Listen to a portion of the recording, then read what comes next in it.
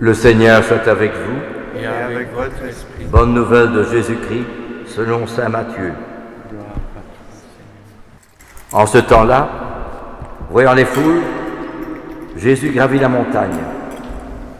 Il s'assit et ses disciples s'approchèrent de lui. Alors, ouvrant la bouche, Jésus les enseignait. Il disait : « Heureux les pauvres de cœur, le royaume des cieux est à eux. Heureux ceux qui pleurent, ils seront consolés. Heureux les doux, ils recevront la terre en héritage. Heureux ceux qui ont faim et soif de justice, car ils seront rassasiés. Heureux les miséricordieux, ils obtiendront miséricorde. Heureux les cœurs purs, ils verront Dieu. Heureux ceux qui travaillent pour la paix, car ils seront appelés fils de Dieu.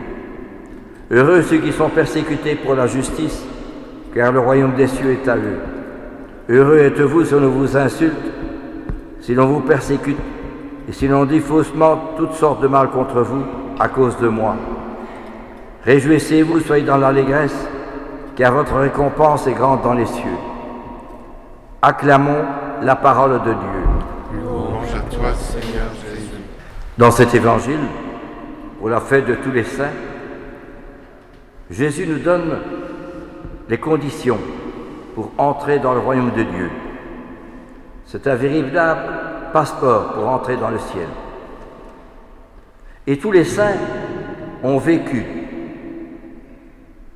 ces vérités de béatitude. Heureux ceux qui ont un cœur de pauvre, c'est-à-dire les humbles, les petits, ceux qui ne se renrichissent pas de leur orgueil, de leur pouvoir, de leur puissance, de leur intelligence, de leur domination, pour imposer leurs lois et leur façon de voir sur les autres. Et pourquoi? C'est la première des béatitudes. Heureux ceux qui ont un cœur de pauvre, ou les pauvres de cœur. Parce que ça renvoie à l'attitude de Jésus.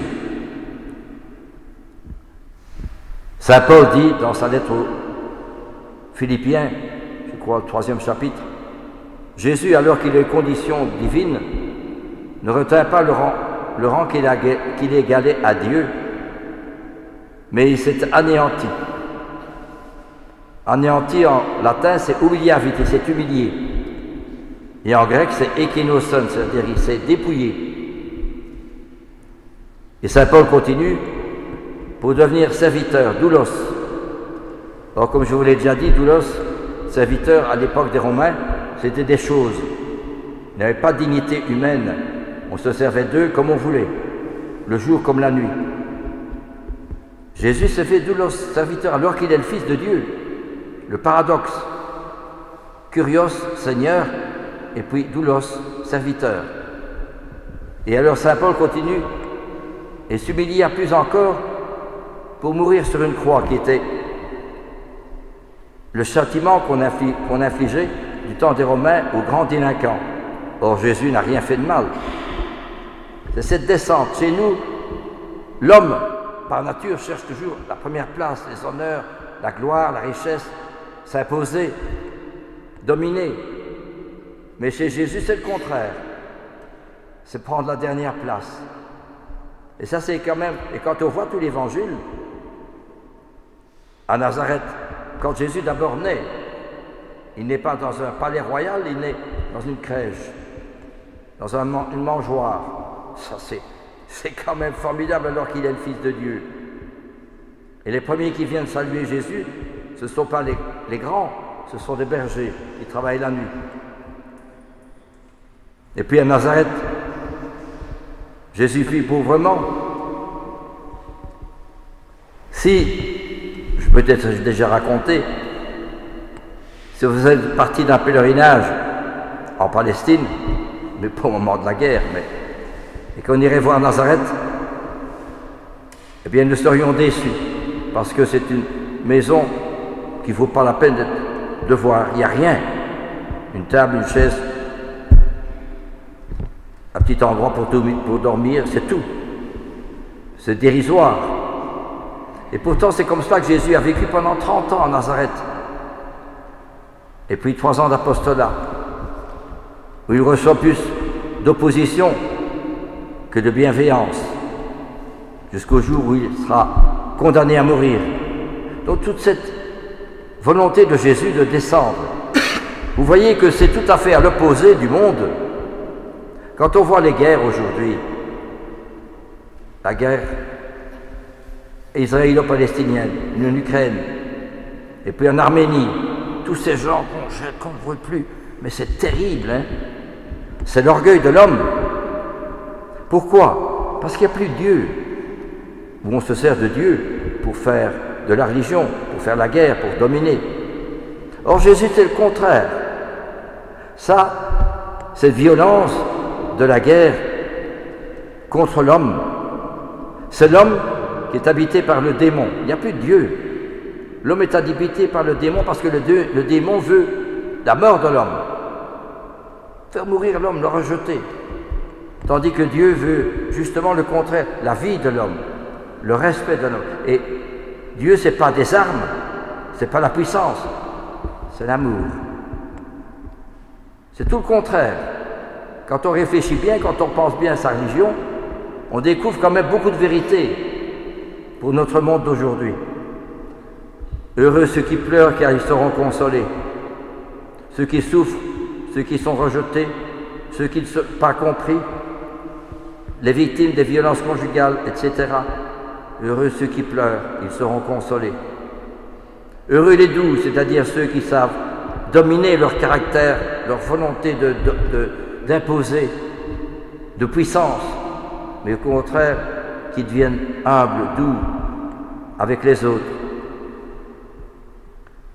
Heureux ceux qui ont faim et soif de la justice.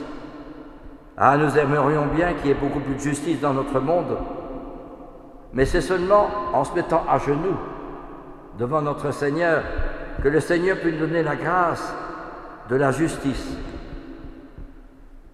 Heureux les miséricordieux, ils obtiendront miséricorde. Miséricordieux vient du mot latin miseris et cœur cordis, le cœur, c'est-à-dire le propre de Dieu, c'est de s'abaisser avec son amour vers ce qui est petit, pauvre, humble. Comme disait la petite Thérèse, si je suis convaincu de mon néant, alors Dieu vient me combler de son amour. Ce n'est pas à force des poignées, de mes vertus, de mes actes de générosité, non. C'est en reconnaissance dans l'être, ce n'est pas l'agir ceci, dans l'être, en reconnaissant que je suis pécheur, que je suis pauvre, je suis faible. Alors Dieu veut me combler de sa grâce et de sa lumière et de sa sainteté. Quand on voit Benoît Labre, qui aurait bien voulu entrer dans un monastère, il en a fait plusieurs monastères, mais chaque fois ça n'allait pas, pour sa santé ou pour autre chose, pour le latin ou quoi. Mais il a fait des milliers de kilomètres à pied dans différents pays européens, allant dans les églises, passant son temps à adorer les sacrements. Là aussi, c'est formidable. Miséricordieux. Il donne son amour à ceux qui sont petits, pauvres, faibles. Et puis, les cœurs purs. Ça aussi, aujourd'hui, on mettra la chasteté. C'est fini, ça. On peut faire ce qu'on veut avec son corps. C'est comme ça aujourd'hui. Et Dieu dit bien heureux les cœurs purs, c'est-à-dire que la chasteté est un plus grande, si vous voulez, un don de Dieu, une grande grâce du bon Dieu, parce que ça nous permet de ressembler à Jésus et de nous laisser envahir par son amour, par sa grâce, par sa lumière. Nous voyons toute autre chose. Les richesses que le bon Dieu nous donne dans la pureté sont bien plus grandes que les plaisirs sexuels ou sensuels, vous comprenez. Et alors, heureux ceux qui travaillent pour la paix. Aujourd'hui, nous avons tellement besoin de paix. J'étais au foyer, il y en a 2 qui s'empoignaient. Je suis intervenu doucement, lentement. Et il y en a un qui attendait là devant la porte, qui attendait dehors. Tu m'as mis à la porte. Je dis oui, mais tu sais bien qu'on ne peut pas se bagarrer. Alors je dis, tu veux une tasse de café? Tu vas me faire rentrer? Ben oui, je vais t'offrir une tasse de café. Nous avons bavardé, il m'a dit, vous comprenez, dit-il, j'ai beaucoup souffert parce que maman s'est mise avec un autre homme, elle m'a rejeté. Alors on m'a mis dans un home, alors que je ne voulais pas aller, J'étais bien chez moi. Alors je suis révolté. Alors je l'ai beaucoup écouté. Alors je lui ai dit, tu sais, dans ton cœur, il y a quelque chose de beau, de grand, de magnifique, de merveilleux. Plus que de construire une voiture, ou de construire une moto, ou de construire une fusée, on construit ton cœur, ta vie d'homme. Et ça, c'est plus important que d'avoir une belle maison, un beau château. Parce que ça, c'est ce qu'il y a dans ton cœur, c'est merveilleux. C'est le trésor qu'il y a dans ton cœur. Mais écoutez avec attention. Et il m'a dit, jamais on ne m'a parlé comme cela. Le respect de l'homme. Ceux qui travaillent pour la paix. Ceux qui sont persécutés pour la justice. Aujourd'hui, combien de chrétiens sont persécutés? Simplement parce qu'ils sont chrétiens. Souvenons-nous du cardinal Van Thuan qui a fait 13 ans dans les prisons communistes. Et Monseigneur Sloskans qui est mort il y a quelques années déjà et qui a souffert aussi dans les prisons communistes terriblement. C'était un évêque. Et je me suis repris son livre tellement c'est fort quand on voit tout ça. Alors nous autres, si nous plaignons de ceci ou cela ou ça, mais quand on voit qu'eux ont souffert terriblement pour le Christ, qui est-ce que je suis moi? Moi qui vous parle aussi, qui est-ce que je suis moi? Pour suivre le Christ. On ne peut pas suivre le Christ sans payer de sa personne. C'est pas possible. Heureux si l'on vous insulte, si l'on vous persécute, si l'on dit faussement toutes sortes de mal contre vous à cause de moi. Soyez dans l'allégresse, car votre récompense est grande dans les cieux. On voit Charles de Foucault qui était un officier supérieur de la France. C'est un officier supérieur. Il ne pensait qu'à s'amuser, plaisir, femmes, etc. Et puis le voilà en Palestine, à Nazareth, vivant pauvrement. Il s'habillait comme un pauvre. Et il ramassait ce qui était sur la rue. Il était l'objet des gamins qui jetaient des pierres contre lui et disaient « Quelle joie de pouvoir souffrir comme notre Seigneur !» Il faut le faire, hein, alors qu'il est officier supérieur. Voyez-vous, c'est cela qui nous manque aujourd'hui. Il y a tellement d'orgueil, tellement d'opposition, tellement de violence, tellement de méchanceté. Je me souviens, une personne vient me trouver. Elle me dit, j'ai besoin de me confesser. Ben oui, c'est très bien. Et j'ai deux personnes qui m'ont téléphoné en disant qu'il va y avoir la fin du monde. Un aérolite va venir contre la Terre, va secouer la Terre, et ça va être terrible. Alors je viens me confesser parce que j'ai peur. Mais ces gens qui suscitent la peur, l'angoisse et la violence, mais ne se rendent pas compte du mal qu'ils peuvent faire. Comment dirais-je? Quelles sont les raisons pour lesquelles ils peuvent... Quelle autorité est-ce qu'ils ont de pouvoir annoncer cela? Comprenez, nous sommes tous des pauvres. Charles de Foucault a choisi la dernière place. Les saints ont choisi la dernière place. Benoît Labre a choisi la dernière place. C'est ça que nous oublions. Ce n'est pas en dominant, au contraire, c'est en se faisant le dernier, le pauvre, l'humble. C'est cela, c'est tout le contraire de la société, vous voyez ce que je veux dire? C'est ça les béatitudes. Si nous ne sentons pas que ce que nous vivons et ce que nous sommes et ce que nous vivons va tout à fait le contraire de la société, nous ne connaissons pas le Christ. Mais si je sens que je ne trouve plus en moi, ni dans les autres, ni les raisons de mon être et les raisons de mon agir, c'est que Jésus reste cité pour moi. Parce que je ne peux les trouver que dans la prière, à genoux devant le Saint-Sacrement. Eh bien, voyez-vous, c'est beau les béatitudes, c'est beau les saints. Puissions-nous nous rappeler quand nous avons des saints, si nous pouvons lire un peu de temps en temps une vie de saint, mais c'est beau, hein. C'est tout le contraire du monde, hein.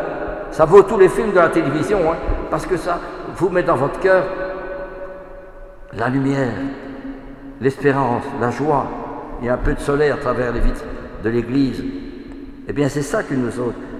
C'est que le soleil perce à travers les nuages noirs que nous voyons si souvent et qui nous peut donner justement la lumière, l'espérance, la joie que nous avons perdue. Puissions-nous retrouver à travers cette vie des saints, comme dit Saint Jean, quand nous savons quand Jésus sera manifesté, nous serons semblables à lui parce que nous le verrons tel qu'il est. Tous les saints, ce n'est pas par des activités, des réunions, des discussions. Il en faut, hein. Nous autres, nous sommes comme ça, moi aussi. On fait des réunions, des discussions, des rapports. C'est uniquement par la prière et le sacrifice qu'ils ont eu un rayonnement. Uniquement. Pas d'autre raison. Et alors, la première lecture, justement, ceux-là viennent de la grande épreuve, ils ont lavé leurs robes, ils les ont blanchis par le sang de l'agneau. Combien de chrétiens sont persécutés aujourd'hui? D'après les statistiques, il y a plus de chrétiens persécutés aujourd'hui qu'au début de l'Église. Il y en a beaucoup plus. Ça veut dire qu'ils n'ont pas peur de montrer qu'ils sont chrétiens. Un jour, en Chine, quand c'est le début du communisme, les soldats arrivent dans une église pour fermer l'église. C'est fini. Il y avait un gamin de 12 ans, 11 ans, qui était là sur les marches. Et les soldats lui disent, maintenant l'église, il n'y en a plus, c'est fini, c'est fermé.